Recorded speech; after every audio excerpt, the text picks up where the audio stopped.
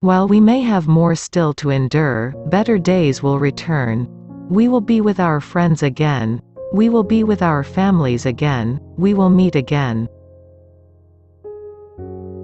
It's worth remembering that it is often the small steps, not the giant leaps, that bring about the most lasting change. When peace comes, remember it will be for us, the children of today, to make the world of tomorrow a better and happier place. It has always been easy to hate and destroy. To build and to cherish is much more difficult.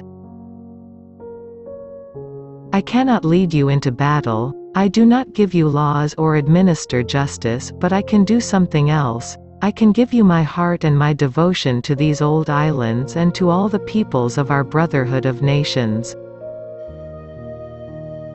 The wartime generation, my generation, is resilient. You've all seen pictures of the Earth taken from space. Unlike all the other planets in the solar system, Earth shimmers green and blue in the sunlight and looks a very pleasant place to live. Often a child's helplessness and vulnerability bring out the best in us. Right around the world, people gather to compete under standard rules and, in most cases, in a spirit of friendly rivalry. Competitors know that, to succeed, they must respect their opponents. Very often, they like each other too. Religion and culture are much in the news these days, usually as sources of difference and conflict, rather than for bringing people together. But the irony is that every religion has something to say about tolerance and respecting others. Everyone is our neighbor, no matter what race, creed or color.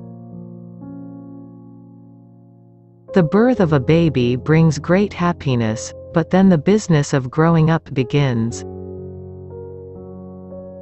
People are touched by events which have their roots far across the world. When life seems hard, the courageous do not lie down and accept defeat. Instead, they are all the more determined to struggle for a better future. Over the years, those who have seemed to me to be the most happy, contented and fulfilled have always been the people who have lived the most outgoing and unselfish lives. Sport has a wonderful way of bringing together people and nations.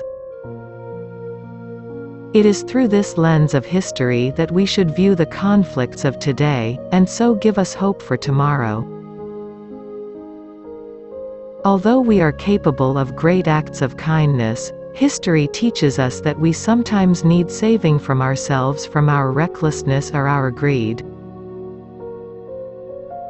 In times of doubt and anxiety, the attitudes people show in their daily lives, in their homes, and in their work, are of supreme importance. We may hold different points of view, but it is in times of stress and difficulty that we most need to remember that we have much more in common than there is dividing us. Perhaps we make too much of what is wrong and too little of what is right. The trouble with gloom is that it feeds upon itself, and depression causes more depression. Our modern world places such heavy demands on our time and attention that the need to remember our responsibilities to others is greater than ever. Each day is a new beginning. I know that the only way to live my life is to try to do what is right, to take the long view, to give of my best in all that the day brings, and to put my trust in God. I know just how much I rely on my own faith to guide me through the good times and the bad. I believe that, young or old, we have as much to look forward to with confidence and hope as we have to look back on with pride.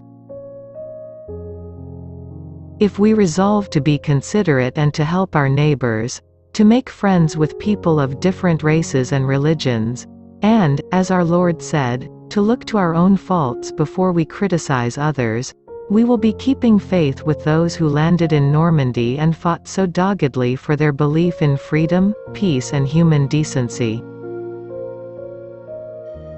By being willing to put past differences behind us and move forward together, we honor the freedom and democracy once won for us at so great a cost. With age does come experience, and that can be a virtue if it is sensibly used. The path, of course, is not always smooth, and may at times this year have felt quite bumpy, but small steps can make a world of difference. No age group has a monopoly of wisdom, and indeed I think the young can sometimes be wiser than us. But the older I get, the more conscious I become of the difficulties young people have to face as they learn to live in the modern world. We know the reward is peace on earth, goodwill toward men, but we cannot win it without determination and concerted effort. Such a blend of tradition serves to make us stronger, individually and collectively, by providing the ingredients needed for social, political and economic resilience. Inevitably, a long life can pass by many milestones. My own is no exception. Giant leaps often start with small steps.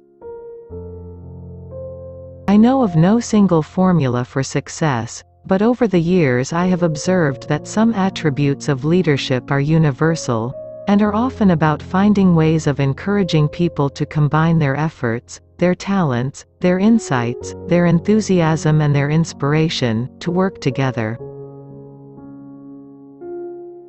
At the heart of our faith stand not a preoccupation with our own welfare and comfort but the concepts of service and of sacrifice as shown in the life and teachings of the one who made himself nothing, taking the very form of a servant.